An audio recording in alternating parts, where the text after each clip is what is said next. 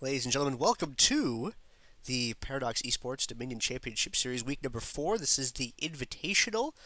Players on these teams have competed for points for the last 3 weeks. Those points were compared against each other. The top 8 teams were invited back to this tournament that we're going to be casting for you today. And the first game that we have to bring to you is going to be Everglade Tree Lovers versus DD Mercenaries. Let's see if this transition works. Dude. Excellent! We could take off the summoner spell blockers because we don't need those now that's in the spectator delay. And the bans, for whatever reason, are missing, but that's okay. We dropped in spectate at a funny time. The bans are missing. We can get those from the players later. We could just safely assume that none of the champions that are being played were bans, and the extra chat bans were Kha'Zix, Kassadin, Wukong, and Nidalee? Yeah. Kha'Zix, Cass, Wukong, Nidalee. Short version of the champion names right now, just to save a little bit of time. There we go. And let me get these titles updated here for you.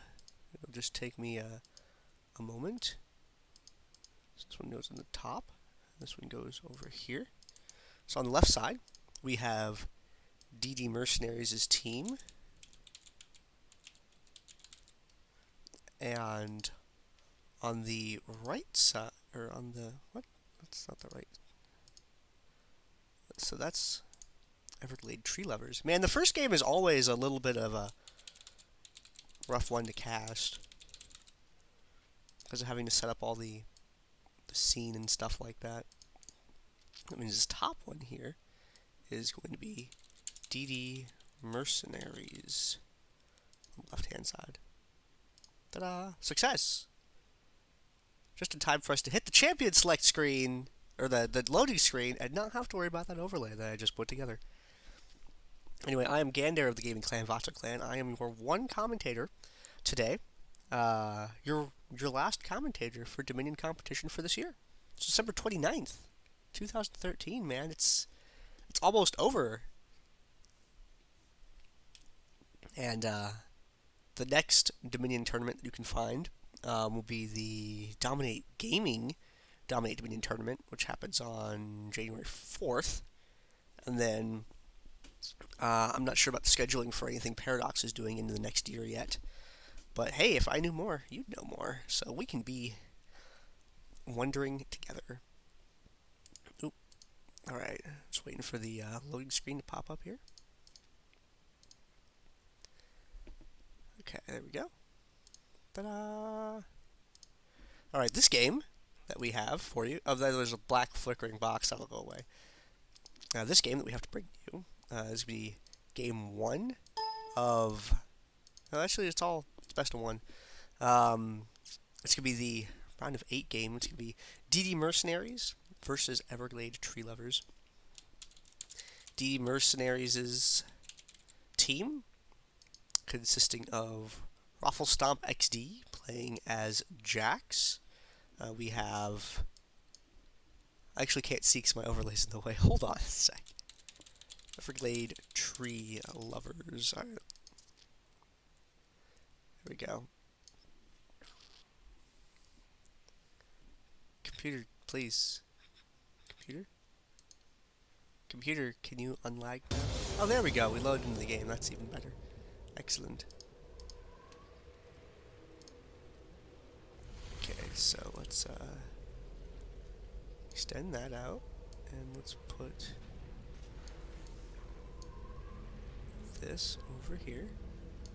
There you go, DD Mercenaries versus Everglade Tree Lovers in this round of 8 game. And as I was saying before we kicked into this screen, Raffle Stomp XD playing as Jax, Man playing as Vi, William Swiftfoot playing as Tarek, Zakharol playing as Ari, and Chaosis playing as Shyvana. And over the other team, we have Afro Dynasty playing as Leona, Beast919 playing as Jinx, Night Sentinel playing as Lux, Take Your Pill playing as Maokai, and Bahamut Prime playing as Kale. I am one out of one of your commentators. I am Gandair, and this is the Week 4 Invitational of the Paradox Esports Dominion Championship Series. The last of the Dominion competition that we have for this year is today. This is the first game. We have a few more to bring to you after this. Jinx just looks so happy. Oh dear. She had something to do, so she put her little photograph away. Look at starting items, nothing too out of the ordinary. By the way, for any of the regular viewers of my broadcasting, I'm only running off one monitor right now. And so I don't have the chat open, and there might be other minor things come into play throughout the podcast, and if so, I will let you know. Both teams head up to the top, see, take your pill. Going for the no boost start, that's okay. Good snare from Beast919 there. Taking a lot of damage though, is retrieved from the fight. That flash away is going to save him from William Swiftfoot's target. Able to stand outside the fight and start contributing damage in. Beast919 doing a pretty solid job of contributing, while the rest of his team stays tangled up. He has a pretty durable set of crowd control out in front of him in the form of a Leona and Maokai. And Lux, while squishy, has some crowd control of her own that she can throw from a very respectable distance away. Respectable? That's not the right word. From a very obnoxious, annoying distance away. Lux seems like she can always reach you. Her range is excellent. She's highly fragile, and if you can get away from that light binding, you can easily end her. Bottom part of the map, Bahamut Prime is pushing up against Chaosis. We have Man coming around for a gank down here in the bottom. Chaosis, Shyvana throwing down the exhaust. Man dashes in, tags Bahamut Prime, gets the armor break, but the exhaust on Man looks like is going to enable Bahamut Prime to escape from that. Middle of the map, Awful Stomp XD being the focus target of choice for Beast919. They want to get Jax out of the picture as quickly as possible. Now they want to go past William Swiftfoot. You see Beast walking up right alongside Tarek to get the damage in on Ari that he could before falling back to a safer position once it was no longer a good idea for him to extend it out that far. So trying to pick up the damage dealers as fast as possible, only focusing the tank when there was no other option. Good play coming out from Everglade Tree Lovers' team there in that engagement. Rocket coming down to the bottom. Chaos has stopped capturing that. Jinx's Rocket is really good at long range interrupting, along with other champions that have globals. Ezreal immediately comes to mind, as well as Ashe the few times that we see her used in this tournament. Not connected with the Zap, zoning with the Chompers. Chaos is not going to be able to come around that side. Forces him over closer to Kale. He's going to dash away. There, gets slowed by the Zap though that time, having already used his Gap Creator. Rather, there wasn't anything he could really use to dodge that. Good lead from Beast919, but unfortunately they just weren't close enough to follow up on it. But Beast walking to the bushes against Chaos, as Chaos knows in Dragon Form he has plenty of health. Nice save there from Bahamut Prime with the interventions. Chaos had used that his ranged attack, or his ranged ability rather. And Beast could have gone down there, but the shield would have saved him from that happening. So Chaos didn't even bother. Center of the map. Two tanky champions and Snide Sentinel are putting their hurt on Snide Sentinel right away. So they know how much damage Lux is capable of. She's their primary damage dealer here with Jinx in the bottom lane. So they get a mix up, they take her down. Raffle Stomp is on his way back. Take your pill falling back away from them. Aphrodite is going to get beaten up on. We have Lux on her way back with the revive. So she's going to be able to contribute to this fight despite having been killed there. Ooh, going to tag him with the snare. There's the Chompers. He's going to walk out right into those potentially. Still tags him. He took that step back, looking to not run into them, but in the end he decided to take him anyway. William Swiftfoot being slowed there, slowed again by the Lucid Singularity, one after another, is going to let them a little bit extra damage. And ooh, that Zap did a lot more damage than I actually expected to do. That was pretty solid there. Man dives in from Beast919, gets a little bit off the point in the process. Beast919 able to just kind of sit back and shoot, while his allies run interference from good blockers in the form of Leona and Maokai. Bottom lane, Chaos is still in control of his tower for right now, doing an okay job up against Bahamut Prime, but things up top are not going so well, unfortunately. They have to try and get this point back, but you have a Sway, or not a Sway, you have a Maokai and a Leona, and it's very difficult to see them on points, how durable they are. Good lineup and shot from Snide Sentinel. Didn't tag Skrull like he wanted to. Ooh, that was probably meant for Tarek. Did not connect. Put some damage on Jax, but he was already falling back. Zap is going to reach in. Not going to take me, though. That's going to happen to that most singularity. Good snare, good snare, good snare. Oh, snare combo! on the platform is going to do good things for them. And Afro Dynasty, that is some laser eye surgery that you are not required to get. Bottom part of the map, Chaos is still doing alright against Bahamut Prime KO.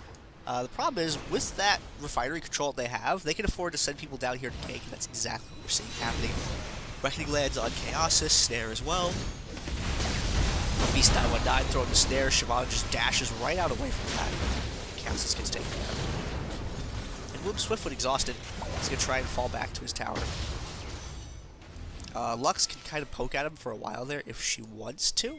That's why Lux's strengths is being able to harass people off the towers. Oh, Beast 919, you were found, but your Flame Chompers, oh man. Did you see that zap? Dude, they were on the other side. So he fired that over to make sure that Ari was not going to be able to get around on the side and take him out. Good awareness by Beast 919 to use that zap there. Everglade Tree Lever's doing an excellent job. They're just falling back away from Refinery. They know they didn't have the resources in order to maintain control of it at the time. To just let it go. They're already ahead. They weren't going to beginning to get behind by overcommitting to the Refinery, possibly getting wiped out, and then losing both Refinery and Windmill, and then having the captures be turned around completely. So you gotta take your pill Mao up here. Not terribly squishy right now. Just have a lot of Aegis going for him. So this is actually a really safe dive for them to go in on, because he hasn't built up too heavily yet. Take your pill is going to be defeated there. Lux does have her final spark, but she can't interrupt everyone with it. Very good split from them is going to disable that from happening. So Snide Sentinel now waiting for his ally to come around with him. It looks like Jinx is going to go for the Storm Shield. Good map position from his friends is going to make it easy for him to secure that. Fight breaks out here. Snide Sentinel will be the first one to fall. It's their primary turret. You know, Snide Sentinel is more likely to kill their entire team than Afro Dynasty's Leona is. Ooh, that zap hitting Raffle Stomp XD. Oh dear! You thought you were going to recall, but instead you got Freeze as the police spy coming against you. Ooh, that leap strike over from Raffle Stomp XD. And Afro Dynasty doing a great job of supporting his teammate there, keeping him alive.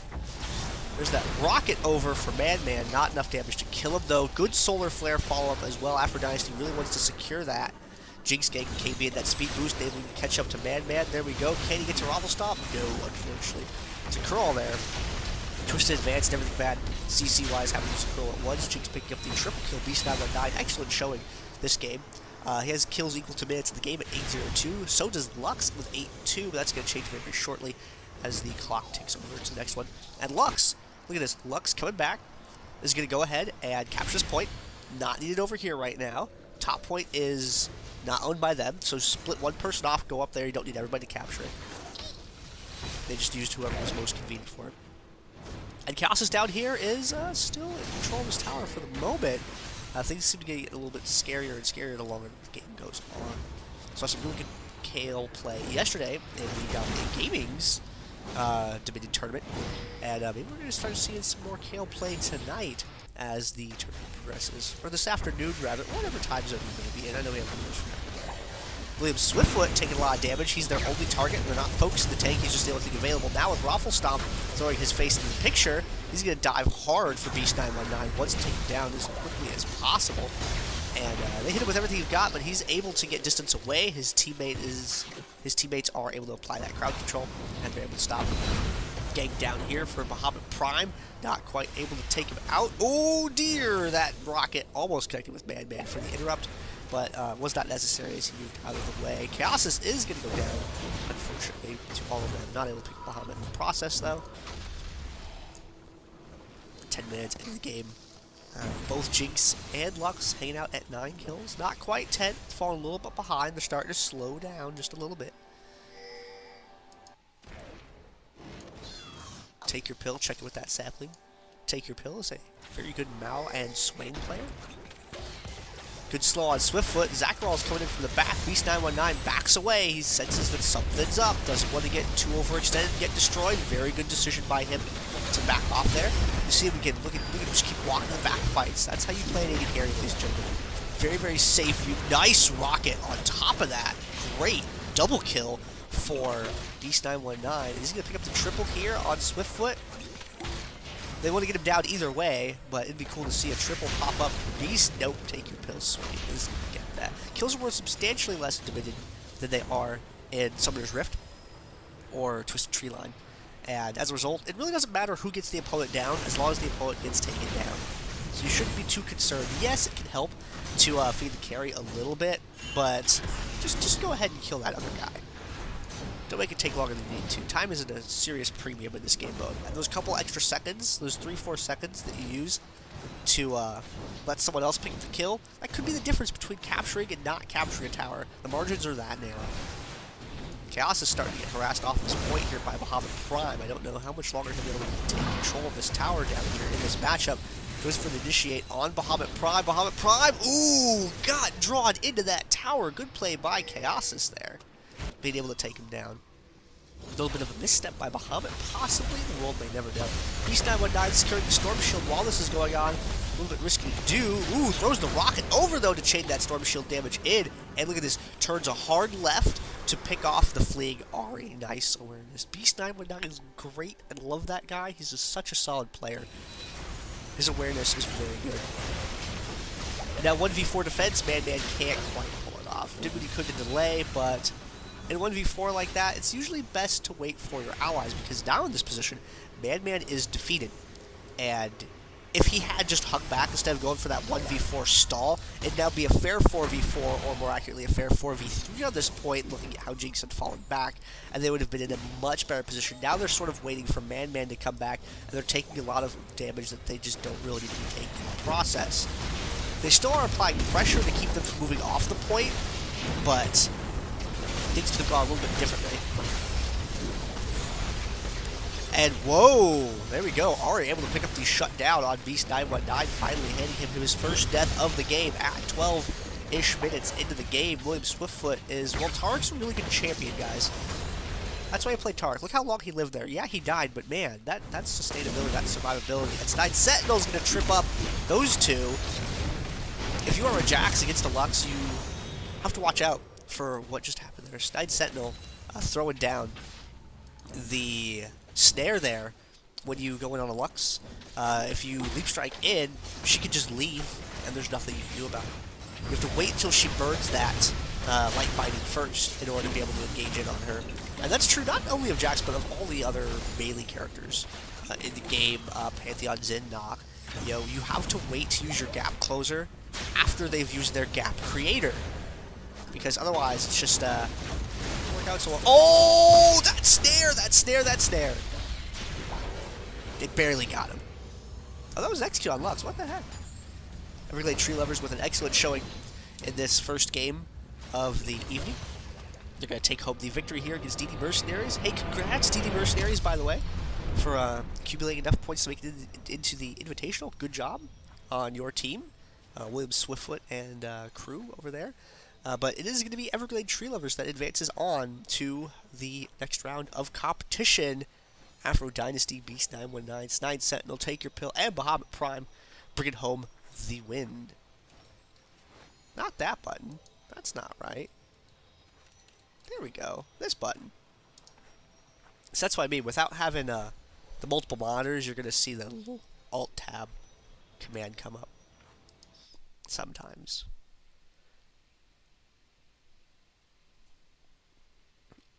Alright, take a look at the post-game screen here. Then we will jump right into the next game after that. Post-game screen, you can check out all the items and things going on here. And oh man, Beast 919 and Snide Sentinel played a great game. And just look at those assists on Take Your Pill and Afro Dynasty. Just look at those. 30 and 29. So let's add up the kills real quick. That's 20 right there, right? 13, 17, right? No, that's, what is it? 30, 20, 30, yeah, that's 30 there. And then that's 5, 9. So what, 40 kills total, roughly? And 30 and 29, so that's 75% fight presence from each one of them. That's pretty respectable. Take a look at the graph here. Damage dealt to champions. Lux out in front, man. That AoE damage really shining against them there. And oh man, look at man, Take Your Pills, Maokai. Look at that. 21k, also doing pretty solid. I mean, he did open with a lot of ages, a little bit less tanky. That's because they had a Leona on their team. You can afford to give up a little bit of that durability when you have a more, when you have someone else taking that more tanky role away, so you don't run too much tanky and not enough damage. And let's take a look at. Let's not take a look at time spent dead. Actually, that will not be necessary. We're going to this game, next game coming up, in just a quick moment here. Like really quick moment, actually. I'm gonna click a couple buttons and we'll come right back.